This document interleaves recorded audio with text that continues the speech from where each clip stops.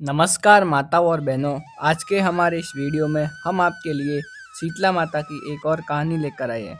एक गांव में एक ब्राह्मण दंपति रहते थे। उनके दो पुत्र और दो बहुएं थी। काफ़ी समय बाद दोनों बहुओं को पुत्र रत्न की प्राप्ति हुई।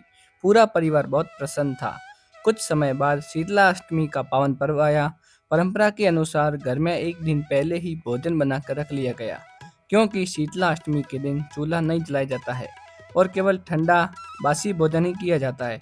दोनों बहुओं के मन में यह विचार आया कि यदि हम ठंडा और बासी भोजन खाएंगी तो कहीं हम बीमार न पड़ जाए। साथ ही उनके बच्चे भी अभी छोटे थे। इसी डर के कारण दोनों बहुओं चोरी छिपे पशुओं के दाने पकाने वाले बर्तन में दो गरम गरम बाटियां बना ली।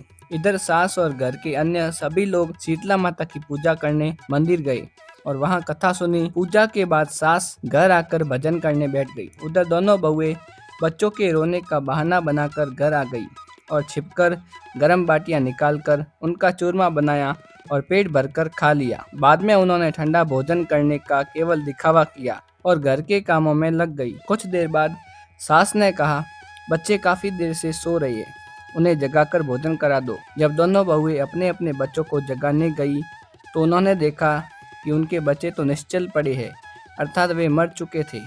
यह देखकर दोनों बहुएं रोने लगी। सास को जब यह बात पता चली तो वह बहुत दुखी और क्रोधित हुई। उसने कहा, तुम दोनों ने शीतला माता के नियमों की अवहेलना की है, उसी का परिणाम तुम्हें मिला है। जब तक अपने बच्चों को जीवित करके नहीं लाओगी तब तक इस घर में प्रवेश मत करना। दोनों बहुएं अपने मृत बच्चों को टोकरी में रखकर घर से निकल पड़ी।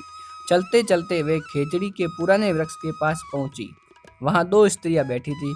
वे थी ओरी और शीतला माता। दोनों बहुएं बहुत थकी हुई थी, इसीलिए वे उनके पास बैठ गई। उन्होंने देखा कि उन स्त्रियों के बालों में बहुत सी जुएं हैं। दोनों बहुओं ने उनके बालों से जुएं निकालनी शुरू कर दी। इससे दोनों देवियों को बहुत शीतलता मिली।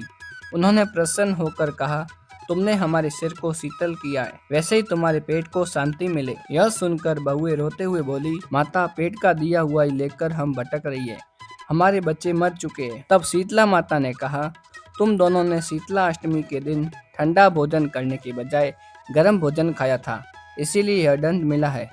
यह सुनते ही दोनों बहुओं ने पहचान लिया, यह स्वयं शीतला माता ही है। वे उनके चरणों में गिरकर क्षमा मांगने लगी और बोली, माता, हमसे अज्ञानवश यह भूल हो गई है, हमें क्षमा करें, हम आगे से कभी ऐसा नहीं करेंगे। उनकी सच्ची पश्चाताप भरी प्रार्थना सुनकर शीतला माता प्रसन्न हो गई। माता ने दोनों बच्चों को पुनः जीवित कर दिया। दोनों बहुएं अपने बच्चों को लेकर खुशी खुशी गांव वापस लौट आई। जब गांव वालों को यह बात पता चली कि उन्हें शीतला माता के दर्शन हुए तो सभी ने उनका भव्य स्वागत किया। इसके बाद गांव में शीतला माता का मंदिर बनवाया गया और सभी लोग हर वर्ष श्रद्धा और नियम पूर्वक शीतला अष्टमी का व्रत और पूजा करने लगे।